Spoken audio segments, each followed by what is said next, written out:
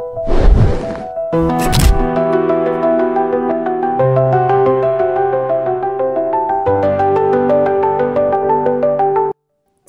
আলাইকুম, back to my new video. তো সবাই কেমন আছেন? আশা করি ভালো আছেন। তো আল্লাহর রহমতে আপনার দোয়া ভালোবাসা আমিও ভালো আছি। তো চলে আসলাম একটি ভিডিও নিয়ে।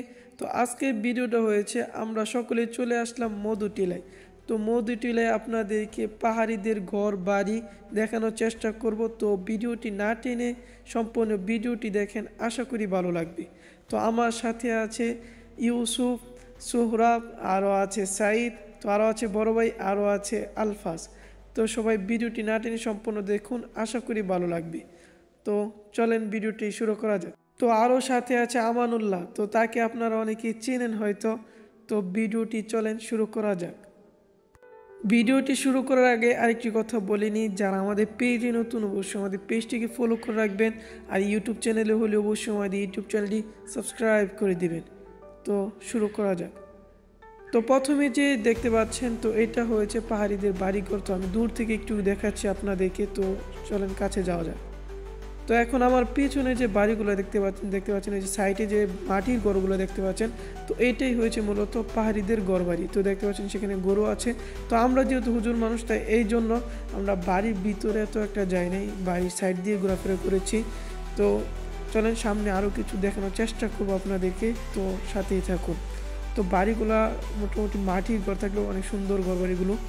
যারা আমাদের কাছ থেকে ইনকিউবেটর নিতে চান তারা অবশ্যই আমাদের সাথে যোগাযোগ করবেন। পিন কমেন্টে আমাদের নাম্বার দেওয়া থাকবে, অবশ্যই আমাদের সাথে যোগাযোগ করবেন। তো এখানে দেখতে পাচ্ছেন ছোট ছোট পাহাড়ি ছেলেমেয়েরা খেলাধুলা করতেছে। তো আমরা আরও সামনে যেতে পারতাম, তাদের সাথে কথাও বলতে পারতাম, কিন্তু সেখানে মহিলারা ছিল দেখে আমরা কথা বলতে যাই নাই। তো এখন আমরা সামনের দিকে এগিয়ে যাচ্ছি, তো আমাদের সাথেই থাকুন। এখন আমরা আরও সামনের দিকে এগিয়ে যাচ্ছি, তো আরও ভিতরে বাড়িঘরগুলো দেখার চেষ্টা করব। তো আপনাদেরকে অল্প কিছু দেখানোর চেষ্টা করব, তো আমাদের সাথেই থাকুন।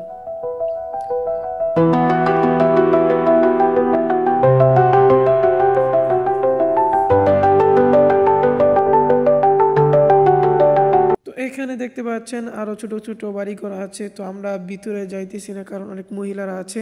তো সামনে একজন বৃদ্ধ মহিলা আছে, তার সাথে আমরা কথা বলবো।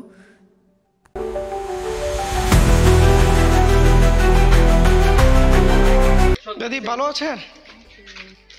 আপনাদের বাড়ি কোন জায়গায়?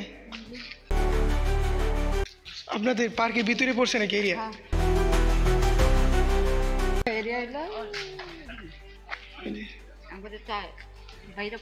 আপনার বাইরে?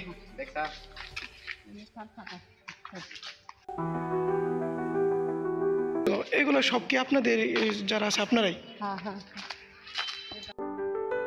এখন আমি পাহাড়ি দাদির সাথে কথা বলে সামনের দিকে চলে যাচ্ছি।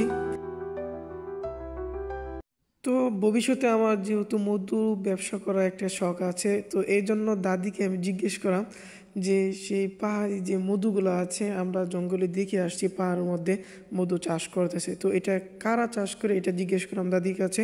তো আবারও পিছিয়ে একটু ব্যাক করলাম, তো দাদির সাথে কথা বলি।